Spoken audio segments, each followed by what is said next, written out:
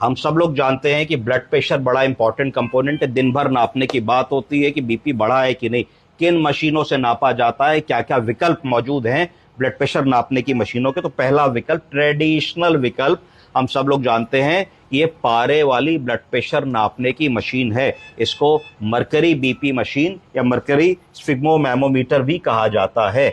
अब ये मशीन धीरे धीरे कम उपयोग में आती है क्योंकि इसमें पारा होता है, पारा जहरीला होता है, उसके और इंटॉक्सिकेशन सोते हैं, कभी गिर जाता है, किसी ने पी लिया, किसी ने खा लिया, तो दिक्कत होती है। तो अब हम लोग इन मशीनों पे आ गए हैं। इन मशीनों को कहा जाता है डिजिटल स्फिग्मोमैमोमीटर। तो ये कैसे काम करती हैं, इनको हम बांधते हैं तो जहां ये ट्यूब खत्म हो रही होती है, इस ट्यूब के ऊपर यहाँ एक सेंसर लगा होता है। सेंसर तो सेंसर जब यहाँ हमारी ब्रेकियल आर्टरी के ऊपर आता है तो यहाँ से वो ब्लड प्रेशर को नाप करके स्क्रीन पे ला देता है। तो उसमें बीपी, पल्स और इतनी चीजें आ जाती है। तो दो विधि हो गई हमारी ब्लड प्रेशर नापने की।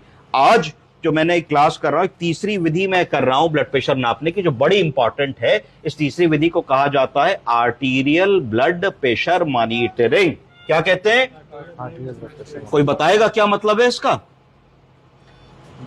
डायरेक्ट जो आर्टीरियल ब्लड प्रेशर आ रहा है ये उसका हम पल्स नापते हैं। इस विधि में क्या करते हैं कि एक किसी आर्टरी में जो आपको पसंद हो, रेडियल, ब्रेकियल, डॉर्सेलिस पेडिस, फीमोरल, उसके अंदर आप एक कैथेटर इंसर्ट कर देते हैं।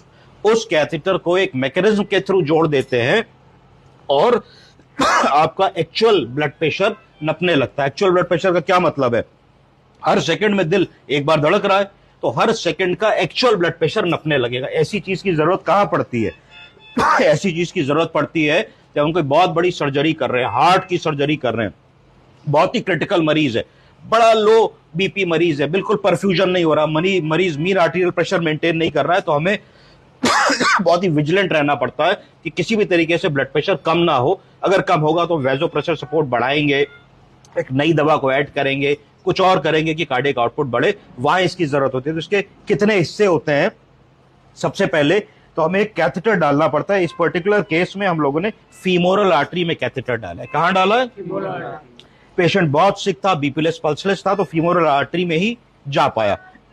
प्रेफरेबली यहां डालना चाहिए था रेडियल में, पर इसमें फीमोरल में गया। तो फीमोरल आर्टरी में कैथेटर डाला, फिर उससे एक पाइप आया। इस पाइप में प्राय नॉर्मल सेलाइन और हेपेरिन का सॉल्यूशन मिला करके डाल देते हैं। तो ये आया, ये एक मशीन में जाकर के एक चीज